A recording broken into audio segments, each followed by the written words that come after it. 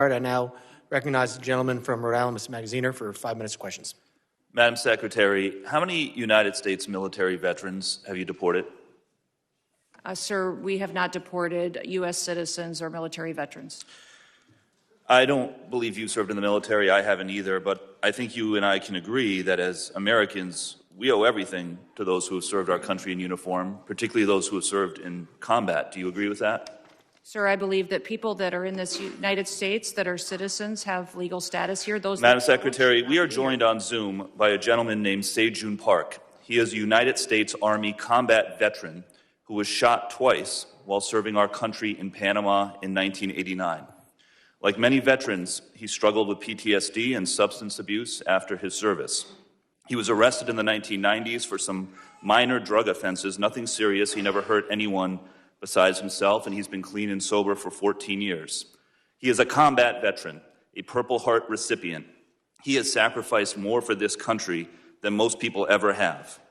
Earlier this year, you deported him to Korea, a country he hasn't lived in since he was 7 years old.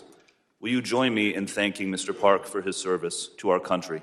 Sir, I'm grateful for every single person that has served our country and follows our laws. Can you please tell Mr. Park why you deported him? Every one of them needs to be enforced. But you understand that many veterans struggle with PTSD, many veterans struggle with substance abuse challenges.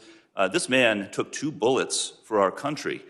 You have broad authority, by the way, as Secretary, to issue humanitarian parole, to do deferred action. Will you commit to at least looking at Mr. Park's case to see if you can help him find a pathway back to this country that he sacrificed so much for? I will absolutely look at his case, but I want you Thank to remember you. that Madam Secretary, the man behind you, please well. stand up, sir. His name is Jim Brown from Troy, Missouri. He is a Navy combat veteran who served our country in the Gulf War. He's married to a woman named Donna, who came to our country legally from Ireland when she was 11 years old. She has lived here for 48 years. Because of you, Jim's wife, Donna, has been in prison for the last 4 months.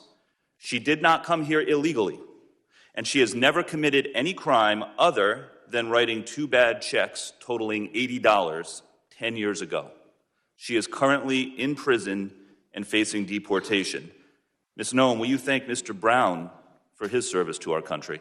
Thank you, Mr. Brown, for your service to our country. Now, what possible explanation can there be for locking up his wife for 4 months when she has committed no crime other than writing a couple of bad checks for $80?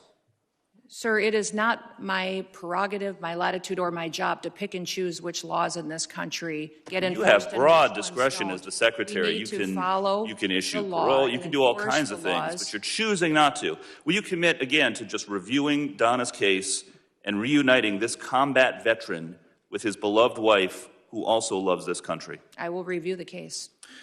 Now, Madam Secretary, you've already heard the story of Lance Corporal Alejandro Barranco, the United States Marine veteran who is behind you, who also has 2 brothers who are United States Marines. Will you thank Lance Corporal Barranco for his service? Thank you for your service.